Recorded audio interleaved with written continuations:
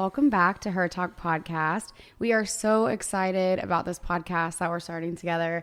Houston and I became such good friends through, Kale and Kristen and their relationship together. So we thought it would be really awesome for our first episode to kind of talk about what we do, our kind of background, what kind of content to expect from us. We've both been through a lot, some similar things, some different.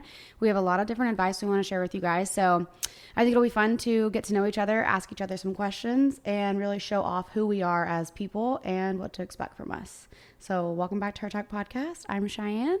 I'm Houston. Welcome. Welcome.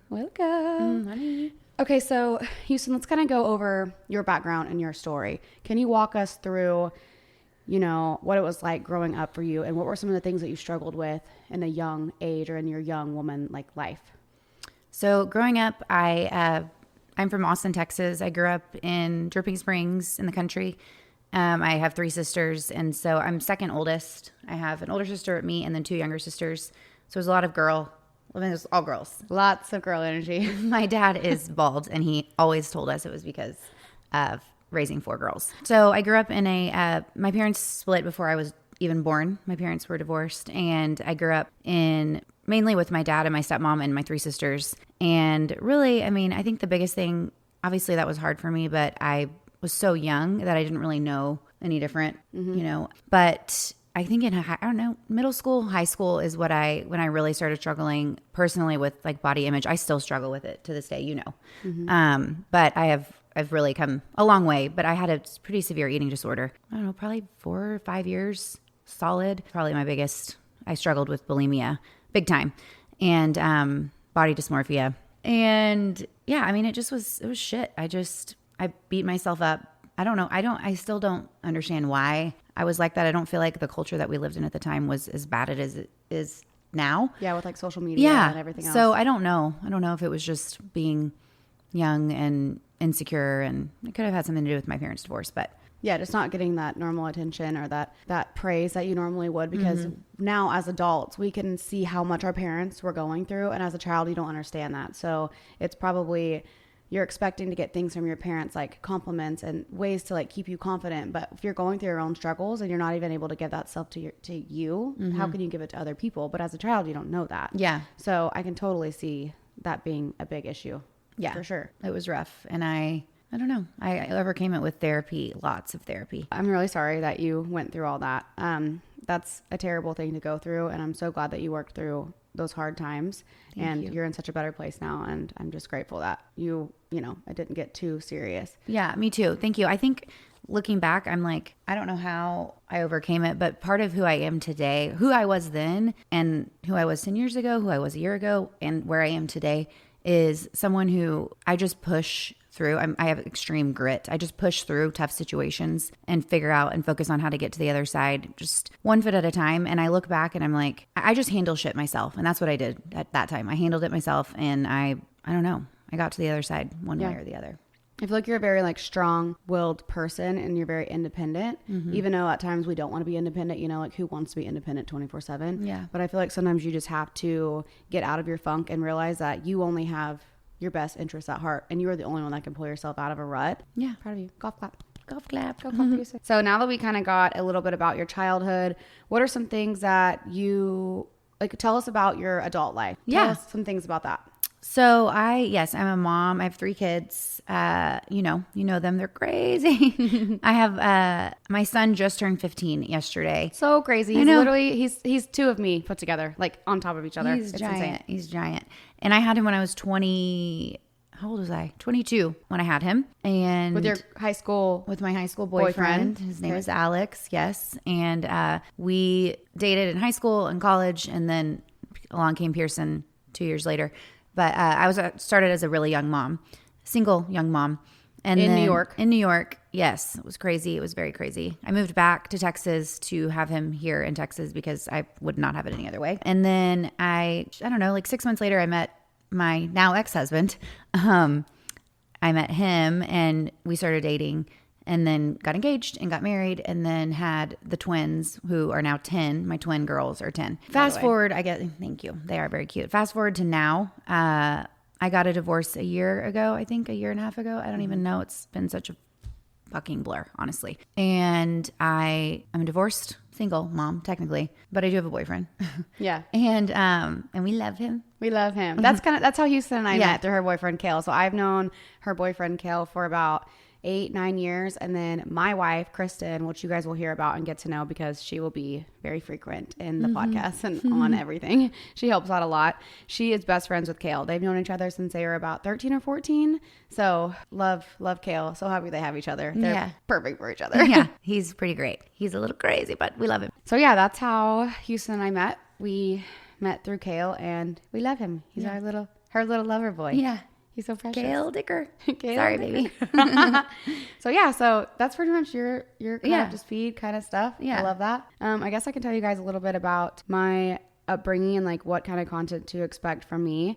So I grew up in the great state of Oklahoma, in the country. What was the city? What town? It was technically Newalla, but it's on the outskirts of Norman, Oklahoma. But in like the countryside of Norman. So Newalla. I grew up on Potawatomi Road, if that tells you anything about where I am from. I grew up in like the country hood, literally. I'm not kidding. I grew up in a single wide trailer, and at the time I thought I was just like pure gold, because when you're a kid, you're just so innocent and you don't know, like, your friends have bigger houses than you. Like, I was just like, no, I have everything I could possibly want. I might have like a small house, but I grew up kind of tomboyish, which is wild to think of that of me, because I'm very girly and I will wear a heel anytime I can get. I love makeup, I love hair, I love fashion, all that good stuff. But growing up, I was like barefoot in the dirt, riding 4-wheelers, riding dirt bikes. I think my mom had to like beg me to come inside. I was constantly on like scavenger hunts with my sister, swimming in ponds and creeks that literally I wouldn't step a toe in right now. Like bleach blonde hair, swimming in red dirt lakes. Because if you guys or any of you guys are from Oklahoma or have gone to Oklahoma, our lakes are red. Like your sweater. Literally, they're like this. It's disgusting. Like, my bathing suits were always ruined. It was just, you can't get away from it. Red dirt road. Exactly. So I grew up in the Boondocks. It was me, my mom, my sister, and my stepdad, Tim. He actually raised me. So growing up, I called him my dad. He is my father. And growing up, it was great. We had a really good time. Everyone got along really well. And then tragically, my mom passed when I was 12, which was a bummer because we were best friends. And my mom was like the coolest mom. She would do anything for us. She loved everything I loved. The woman was 36 years old and could still do like a back handspring, you know, like it was so cool. I was like, my mom was so cool. And we would throw like parties, and this is like a little off topic, but it's really funny and it relates to this. So when I turned 12, so the year before she passed, she threw me like this like Chinese party. I don't know, Chinese themed party for like Chinese New Year, but like she was like making it themed for my birthday. I don't know. She made like all these crazy. When like, is your birthday again? August 7th. August 7th. So it made no sense. But she was just like giving me a reborn awakening before I like turned 13 the next year. So she was like really like, my mom was really into that spiritual crystal stuff. And she made like a big thing of ramen noodles. Like, I'm talking about the most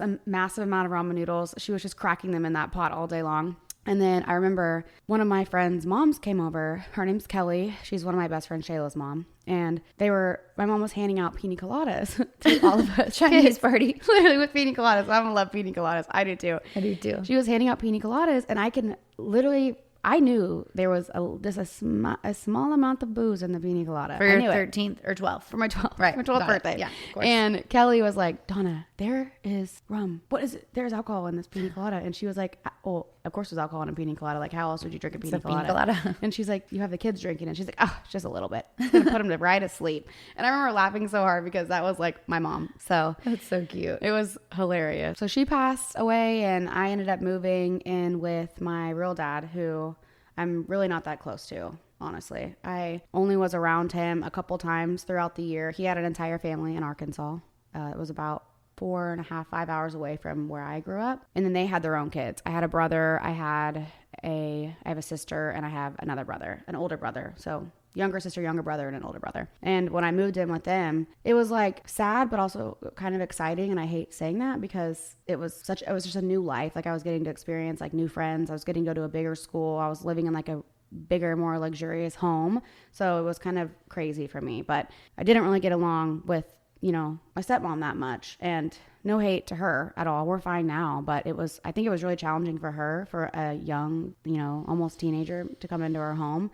And it was just like very awkward. Her daughter, Carly, is my sister. And me and Carly, we don't have the same parents, but we're best friends. We are literally ride or die sisters. Her and Brinkley, honestly, both are like my 2 favorite humans on the entire planet, other than my wife, Kristen. Yeah. Brinkley's your older sister. Brinkley's my younger sister. Oh, younger. Brinkley, Okay. My mom had Brinkley and I, so we had the same mom, just different dad. Got it. Okay. Yeah. So I lived with my dad for a little while, and it just didn't work out. You lived with your dad and the stepmom when your mom passed away. And their family, yes. I moved in a new town. I moved in with them literally 2 days after the funeral. So within 4 days, I was in a different state. Just so awful. Out of the blue. And I want to say I lived with them for 2 years, and then maybe 3 years. So 8th, 9th, and 10th grade. I moved out my 10th grade year. So for me, I feel like it was just hard. My dad was trying to really have my back and be there for me. And I think there was a lot of jealousy within that relationship. And they tried to pin a lot of their issues, marital issues, on me as an excuse. And it made me feel very alone. And then one day I was just like, I'm done. I don't want to be here anymore. And then I called my best friend, Shayla, and I was like, hey, can your mom adopt me? Like, I need to be moved out of this situation. I can't be here anymore. And Kelly was there within 48 hours, picking me up, packing my stuff. And the saddest part was like, no one fought for me to stay. Like, they were just like, okay, this is going to be easier if you go, you know? And I was like, it sucked, you know, it hurt. But then I was like, okay, I'm going to move in with my best friend. It's going to be cool, which was crazy. I kind of got to go back to my stomping, same red dirt road. They lived in a, you know, double wide trailer. They had horses, they had donkeys, they had all these animals. It was crazy. And then me, Shayla, and Megan all shared the same room. So we had like twin size beds with like a trundle bed that would pull out, and we like literally, it was 3 girls in one bathroom, all close to the same age. It was Megan was the youngest, I was in the middle, Shayla was the oldest, and then Kyla was her oldest sister, and Kyla had her own room on the other side of the trailer. So it was hilarious. That is so crazy. Like, I have so many crazy stories about just like living in such close quarters. I'm probably sure, similar to you. Me and my sister shared room. We shared a room. Yeah, me and my older sister shared a room, and then she got too old, so she had her own room, and then me and my younger sister shared, and it was it's crazy. Which I always shared a room. But we shared a bathroom with too. Somebody. Yeah. It's like, I think about it now and I'm like, wow, I don't think I would change that, because it was hard and there were so many fights, but it was also like awesome. So many slam doors. Exactly, so many. And you have nowhere to go. I know. So that's kind of like my background. And then fast forward, not to keep it all sad and mushy on you guys, but this is just like me keeping it real. My stepdad who raised me passed away as well when I was 21, and he was killed by a drunk driver. So I'm really big on like drinking and driving, not doing that. I know we're not all perfect, but if we can try our hardest, it does suck for people who have to go through that. So I think that's helped me and my sister get really close, because at the end of the day, like, we're the only blood. I'm the only blood she has left. So we're very, very close when it comes to that. And then fast forward to some happy things. I am happily married. I'm married to Kristen Smith, the love of my life. She's so perfect. I'm also a lesbian. I don't know. Just in case you guys didn't know. Her wife's name is Kristen. Yeah, her name is Kristen. She's the best. They are 2 lovers. We've been together since I was 22. I actually met Kristen the year my dad passed away. I met Kristen, and it really did save me. Like, she really helped me. You know, I moved to Dallas from Oklahoma. I got away from all of that drama and just like Kale told me the story about when Kristen called Kale, or vice versa, and he was like, where are you going? She was like, I've got a trailer loaded down and I'm going to pick up this girl in Oklahoma. And he's like, what are you talking about? It was so crazy. We moved in together so fast. It was funny because like we started dating in August. It's so funny. Our first date, this is so off topic, but it relates again. But, oh my gosh, I just thought of oh my gosh, remind me about me and Kale's first date. Oh, I will. I have to talk about something funny that Perfect. Okay.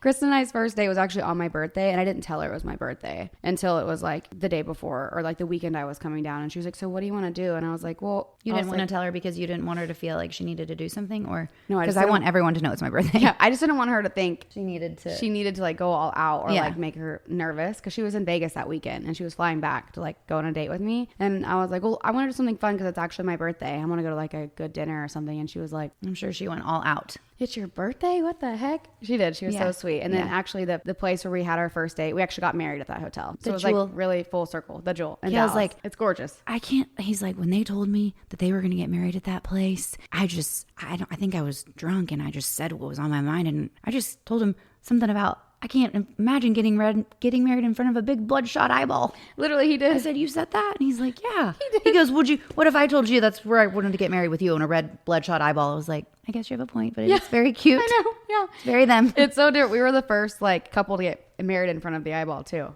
And everybody tried to copy. Everybody tried to copy. So yeah, that's pretty much my spiel. And the content to expect from me is just, you know, marriage life. If you're anyone who's struggling with like, you know, your sexuality or having any issues like that, whether it comes to having a church background or parents that disagree or things like that, or if you're struggling with grief and you've maybe lost a parent or a sibling or a partner or a child, I'm really big on conversating about that. And yeah, that's me. And daddy issues. I have a lot of daddy issues. So perfect. Yeah, here we go.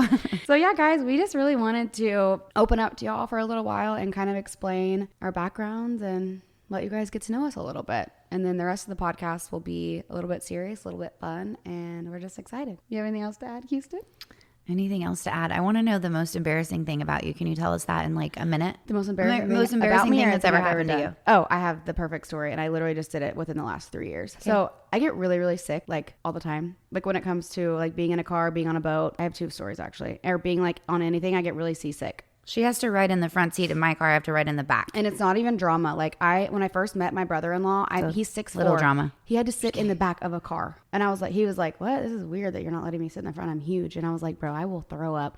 And he is the reason why. He knows now because we were at, I don't know if it was Universal Studios or wherever the Harry Potter world is. I don't care. I'm never going back there. We're riding these Harry Potter rides. And I rode a roller coaster and I was fine. And I rode it a second time and I knew I really messed up the second time, like pure fucked up. And I'm looking at Kristen like, I don't know if I feel that good. I don't think I need to do anything else. And we had just had like some of those, whatever those like beers are that you drink there that everyone's obsessed with, the butter beers. I don't know. So I'm kind of like, a little bit wheezy. We're walking back to go meet her parents for dinner. And Austin's like, wait, there's one more Harry Potter ride we should ride. And there's no line. There's always a line. We have to ride it. And I'm looking at Kristen like, are you sure? Like, I don't know. And Austin's like, no, this is like the easiest ride. It's like a child's ride. And in my head, red flag should have already popped up because I'm walking through a cave. And there's signs everywhere that are like, motion sickness. If you get motion sickness, do not ride this ride. And I'm like, Austin, are you sure? And he's like, I've been on this ride several times. I promise you'll be fine. I know how you are. So I get on this ride and you're strapped in like tight. And it's actually like, what is it called? Like simulation ride. Yeah. And I'm in this dome and it's like, it's the ride where if you're familiar with Harry Potter, it's where he's like trying to catch that finch, that little like flying thing on his broomstick. I've never seen it. It's creepy to me. Oh, sorry. Yeah. Well, I don't know. But it's like we're flying in the air. So right. This machine is like taking you everywhere and I'm holding my breath because it's about to happen. Like I'm about to vomit everywhere and I'm holding my breath and I think I'm about to make it because this ride's probably like 90 to 120 seconds and I'm pretty mentally stable. I can like really hold it in. The ride breaks. It breaks and it breaks right in front of this dragon that is just blowing the hottest air in my mouth. Oh my gosh. Next thing I know, I vomit in my mouth. I'm holding it in my mouth. And then the ride starts like slinging me around. I'm tapping Kristen on the side of me and I'm tapping Austin's ex-girlfriend on the other side of me. And I'm like, like move your feet because like I'm going to throw up. No, I start projectile vomiting. I'm sticking my neck out as far as I possibly can. I'm puking. Poor baby. I'm throwing up all over the screen in front of me. I puked all over Kristen. I puked all over Tori. I puked on myself. There's puke everywhere. And I hear other people going, oh my God. Sick. Like throwing up. I'm throwing up on strangers. And there's like other real estate agents on the ride that know us. And I'm like, oh my God. So everyone's getting off the ride. And I'm just sitting on the ride like covered in throw up. And the lady's like, ma'am, get off of the ride.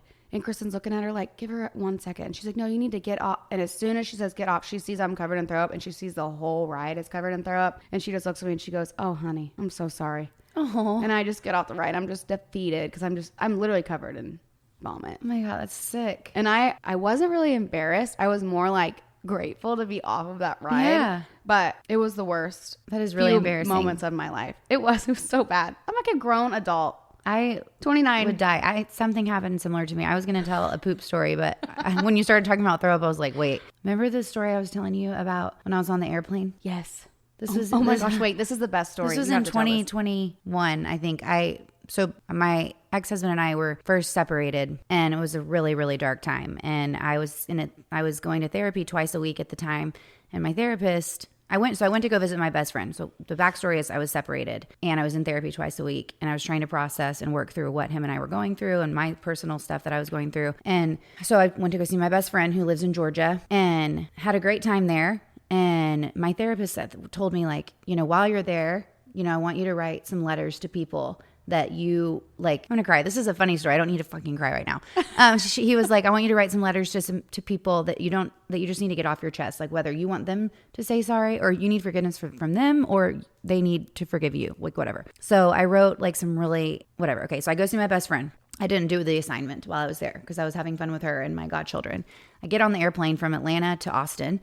It's like a 3-hour flight-ish. And I'm in the middle seat. And I'm like, okay. So we start to take off. I did not get a beverage, which I would normally get like a cocktail or something immediately. I didn't. I'm just saying that because it'll make sense in a second. And I'm in the middle seat. I'm next to 2 people. And this was during the C word where we had to wear masks. Like I can't even. Anyways, so I had a mask on. I was in the middle seat, and I was like, okay, I'm gonna use this time to like write my letters. So I start writing letters, like, and this specific letter, I won't say to who it was, but it was the hardest one that I needed to write, and it was 6 pages long. 6 pages, and like so long. And so I finished writing. I kid you not. We had been in the air for about 30 minutes. Writing, excuse me. I finished writing. We had been in the air about 30 minutes. Mask still on. I'm in a sweatshirt. Nothing underneath the sweatshirt, and I close my notebook. The second I close my notebook, I start projectile vomiting. And it shoots straight through the mask. Like, and it can only go so far. And then it shoots out the sides of the mask. And it was like a hospital one, like the blue ones. Oh my God. They're just shooting out the sides of the mask on the people next to me. And we were, I still had 2 hours and 45 minutes. And so I just sat there covered in vomit. And then I just started crying. And You're just purging all those emotions. Yes. They say that happens though. And then I got like the most insane migraine. And it was crazy. And then I went to therapy and I told him what happened. And he was like, it's exactly what he said. He was like, your body, like let that all go. Yep. And I was like, holy shit. I don't ever want to do that again. Nope. But wow, powerful. Oh my God. So so you guys, that is, if you see us in public ever, we might throw up on you. I had to sit there in my sweater. The whole ride would throw up on me. That is, yeah, I can't believe I would not be able to do it on an airplane. And it probably just like. The people were so annoyed too. Like they did airplane. not care. And then I was crying. I'm like, can y'all like pat my back? Can you please bring me some vodka or something? I'm literally dying. But anyways. Yeah, that is a wild freaking story. It's wild. I've thrown up on an airplane several times, so I know exactly how you feel. I mean, I threw up in a bag, but I didn't even feel sick though. I just was like, close. Oh my God. I could not imagine going through that. I'm so freaking sorry. It was so embarrassing. Oh, wow. That was actually good. It was not a N90. It wasn't that mask. It was, I had the Dolly Parton mask on. Oh my God, the big smile one? And it was her smile. That was what I had on. So that they all thought I was crazy for sure. So even worse. You just have this massive smile. You look happy. You're just projectile vomiting and falling on a plane. Yeah. So anyhow, there's a lot more to know about us and learn from us. But 100%. That's just a few little tidbit cliff notes of our loco lives that we are making beautiful. That's a bit of the tea. Mm-hmm. What did you say? That's just a little bit of just the tea. Just a little bit of the tea. Just the tip, honey. Yeah. Clip, just the tip. Don't clip the tip. Oh, God. So, yeah. So, we're excited. Again, this podcast is going to be just, random things about our lives and what we want to share with y'all. And then we're also going to do the confessions. So, the confessions are going to be great. They're going to be heard like stories from you guys. Mm-hmm. So, we'll have a topic. We're going to do the confessions once a month. So, they're not like overwhelming and too much.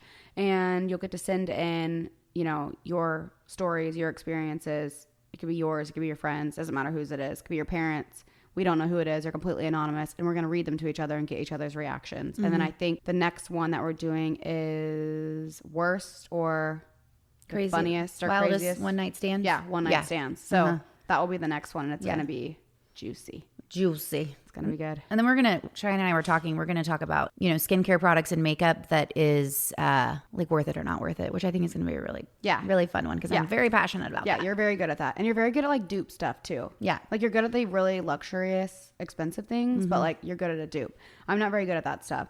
I know I'm girly, but like I just kind of like follow what TikTok says. I don't know like science behind it. So, and like, expect conversation about like things we've gotten done, like filler, Botox, surgeries, things like that. We're very open about that. So those will be things we talk about. And then if there's anything that you guys want to hear, anything specific, we're open to that as well. Totally. We have an Instagram. It's at the Hertalk Podcast. So jump in our DMs, chat with us. We love, hearing from you guys. And then we also have a website too that you guys can go to our bio, link in bio, and on our Instagram. Yep. By this time you guys are listening to this, we'll have a TikTok and we'll have a YouTube channel. So if you're you know, that type of girly or guy who likes to physically watch something on YouTube, we got you. We're going to be posting all of our videos on YouTube for you guys to like watch them on your TV while you're getting ready, and we're just like having a ball, having a cocktail, doing your thing. So yes. Yeah. That's it for now. Thanks for hanging with us, guys. Love you. Love you. Mwah. Bye. Adios.